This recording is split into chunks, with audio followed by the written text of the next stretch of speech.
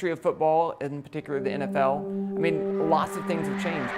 Philadelphia brings the ball to the 7-yard line. They've changed the helmets, they've changed the shoes. Touchdown pass. The Chiefs bound to the Packers 30. They've changed the playing surface, but not the football. Everything in the NFL has gotten lighter and faster. You know, you look at clips from even the 80s. The linebackers have pads on. It looks like they're carrying a house on their back. Everything is sleek and fast, except for one thing, the football. The football hasn't really changed. You know, it's surprising that no one has considered, can we do something with the football to help the game? A pigskin isn't pigskin.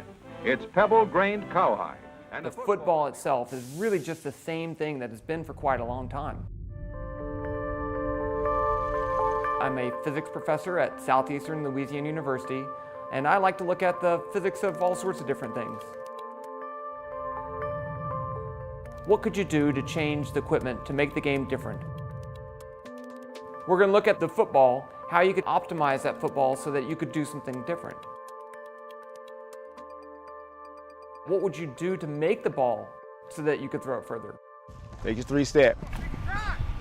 Everything the NFL has done over the last couple decades is to increase offense and to help the passing game. You know, this is the biggest piece of equipment. This is something that they might look at changing someday.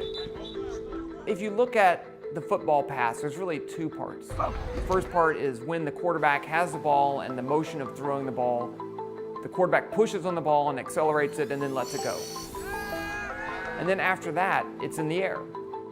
Gravity pulls it down, but there's also an air resistance force that pushes against its motion. So what would you have to change to make the ball fly differently through the air? What if you decrease the mass of the ball?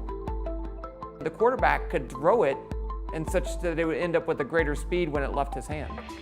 But that would also have an impact on how it flies through the air. I mean, if you threw a ping pong ball, it wouldn't go very far at all, even though it has a low mass. So you have this balancing effect. Decreasing the mass makes it faster when it leaves the hand, but also more susceptible to the air.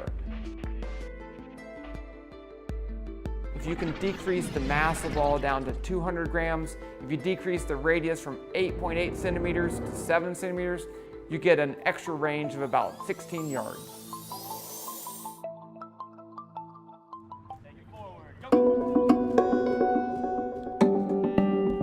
Picture Aaron Rodgers. He's already deadly, you know, mid-range to long range, maybe 35 yards, 40 yards downfield. What if he could just flick his wrist and get it 65 yards downfield? Can you imagine the pressure on the defense with being able to cover basically the whole field while on the run? That's what we're talking about here. But then what happens next? How do quarterbacks take advantage of this? Do they throw it more? Is it harder to carry? Does it bounce different? There's all these other questions that come up, and we can calculate how these things might go.